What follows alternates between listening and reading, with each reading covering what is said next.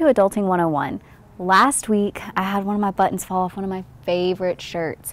And unfortunately, I couldn't just take my shirt to my mom and say, hey, sew this button back on.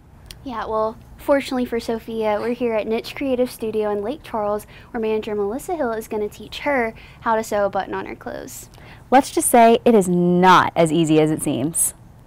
So we're going to take our thread. You don't really have to measure this, but it's going to be somewhere between 12 to 18 inches.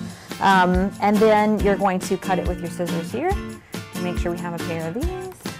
And then the really important part about for a needle, there's going to be a really small hole on the top of it. It's called the eye of the needle. And you'll just take the end of it and you're going to just push it through the top. If it's a little frayed, you can either, some people put it in their mouth, or you can cut the edge of it so it's not frayed. Our next step is we are going to tie a knot in the end. So you'll just take the two ends of the thread that you matched up together and you'll kind of pull them around your fingers. I usually use 2 fingers, that way I can make sure it fits through.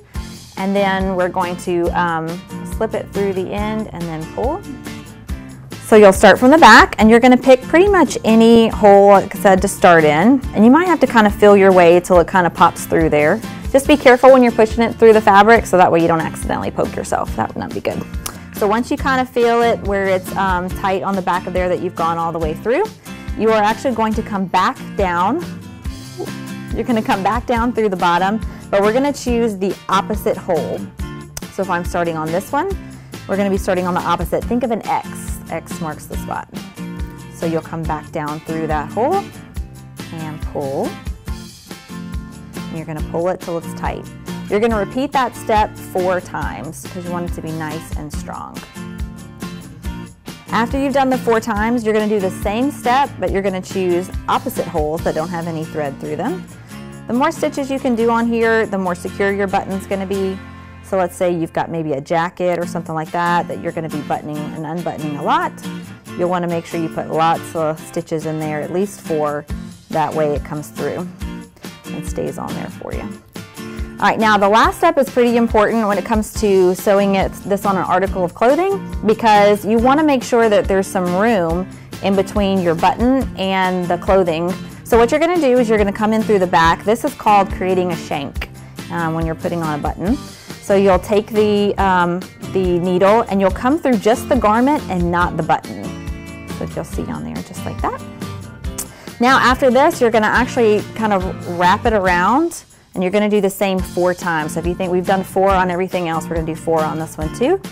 And we want to make it nice and secure. The other thing that's going to do, other than create stability, is actually lift up your button a little bit so that way you can fit your garment in there. And then you're going to come back through the back side. Okay, last step, you're almost there. You're going to flip it over to the back. Remember, this side may not look so pretty, and that's okay, because no one's going to see the inside of your shirt. So all you have to do is turn it over to the inside. You're going to knot it. We're going to do a nice little double knot. So you want to use where your stitches are and go underneath them. Catch a little bit of the shirt in there too, that way it makes it nice and secure. We'll go back through our little loop here twice to make a nice secure knot. Pull really tight on this one. That way you know it's nice and secure and your button won't fall off again. Take your scissors. We'll cut off those longer pieces of thread and voila, you've sewn your button. All right, so now Melissa is going to teach me how to sew a button. So we're going to thread it. So this kind of takes a little bit of practice at first. When we teach our sewing classes, this kind of takes a second for people to get the hang of it. They may have to grab their glasses or something like that. There are little needle threaders that come along with a lot of sewing kits that you find in convenience stores and things like that you can use. Look at you. I got it on the first try. Such a pro. I'm so excited. I was very nervous about that the whole time. You did great.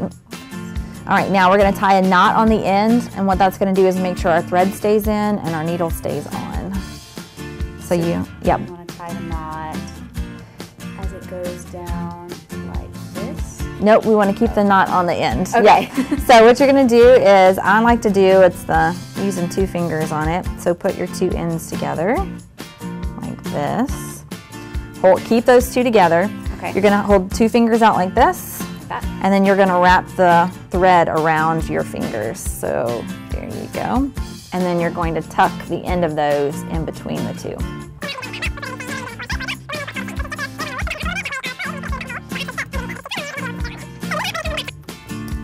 And you have a button. Thank you. Nicely done. Thanks.